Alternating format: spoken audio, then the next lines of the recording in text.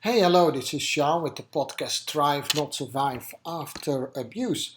We are still in our series of looking at the six basic needs that every human being has, and actually every human being needs to fulfill to have a rich life. And we come to one of the, I believe, one of the needs that is with the most of the people actually the least fulfilled.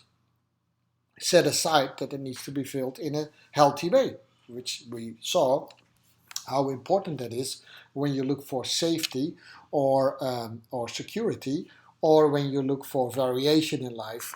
That a healthy balance of that need is equally as important as fulfilling that need, right? So the third one that we're going to look at is the feeling of being significant. Yeah, the feeling of being significant, or in other words, to have the feeling that you have a purpose in life. Yeah, that's the third one in the whole. In the six needs that all human beings have. Yesterday we took a little break from the series because I did something on motivation. It's always a little special day when I do Instagram Live. But today we're going to continue with those six basic needs. Yeah, remember, first day we did feeling secure. Second day we did feeling variety, have variety in your life, adventure, all that kind of stuff. And today we look at significance. So most people don't have that. And why this is? Why most people actually don't have that feeling of being significant in life. In fact, actually, if you research that, most people feel actually very insignificant in life.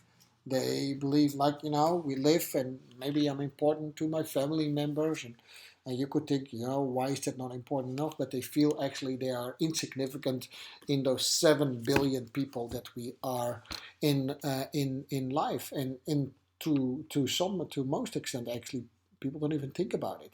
Now, I wrote a book about it called Broken Silence, and it's living a life of passion and purpose. There you have the word, after being abused. So here's a direct link with abuse victims, because often with abuse victims, they feel that they're definitely not significant anymore. They have been abused and used in their life, and that gives them a strong feeling that they are, have very little worth to other people.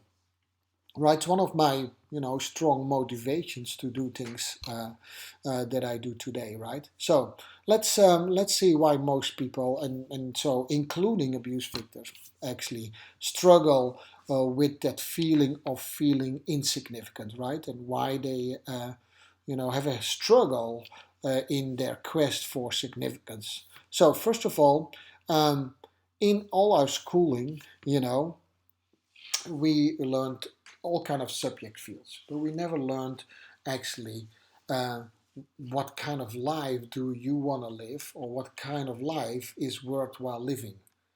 That's kind of almost like an assumption, like everyone would know that, right? Strange as that is, but it is not so. That is not so anymore, right? When we were lived in tribals, the whole tribe had some sort of a quest altogether. But now that we live in these big communities, we very quickly become a number in either a big corporation or just a society altogether. A school could do something about it. But what we do normally in life, we should, get a job, get a school, and get a job, get married, and have children. That is for a lot of people still the way to live life. Nothing wrong with that if you have a fulfilling life in that. Don't misunderstand me here.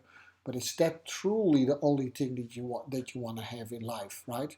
So, how would you like to experience life? That's actually a question that specifically people are older start to wonder and ask themselves about, right? The other thing is Psychology Today had a good article about this. Is we most people never learn to overcome their basic fears. And if you don't overcome your basic fears in some sort of a way, you're paralyzed by really undertake things. Hence, the quest of significance is, so to speak, in danger. No pun intended here. because you have never learned how to overcome your fear. Does that make sense? So it ties a little bit into the first need. We play it a little bit too safe for that same reason. Um, Now, because of that, because we have this some sort of a, people call it maybe the American dream, or maybe that's just Western way of living, we kind of killed, as the same article in Psychology Today says, we kind of killed our intuitive wisdom. And because of that, we want to fulfill other people's dreams, or we start to live the way other people think is a right way to live, and we start to believe these things ourselves. Only a very few, and they keep pursuing that one thing in life they think it's important for them. It's like a some sort of a weird. I mean, I had that, to be honest. I had some sort of a weird drive why I wanted to achieve these things. Most people actually started to say, man, why, Jean, are you trying to achieve all these things? Why don't you had a good job in corporate, why make it so complicated? I mean, it sounds really bad, and it sounds maybe, even pretentious to some point, is that I always felt that I don't want to say a higher purpose, but I have a purpose in life, and I want to pursue that, right? I still have that. That's why I wrote a book, and that's why I go after these things that I talk about in the podcast. So does that make sense? So if you want to find significance in your life, you actually truly have to, draw up a new plan for your life. You know, you need to think that uncertainties in life actually give you the possibilities to do things. You start to maybe tap into that inner wisdom again that we all had, and maybe it's not dead, maybe it's just really quiet, and maybe you have to, wake that up again. We need to, do things of what I call passion coaching and find if there truly is a purpose in life. Napoleon Hill wrote about it once in a book interview with the devil. Yeah, it's not like the movie.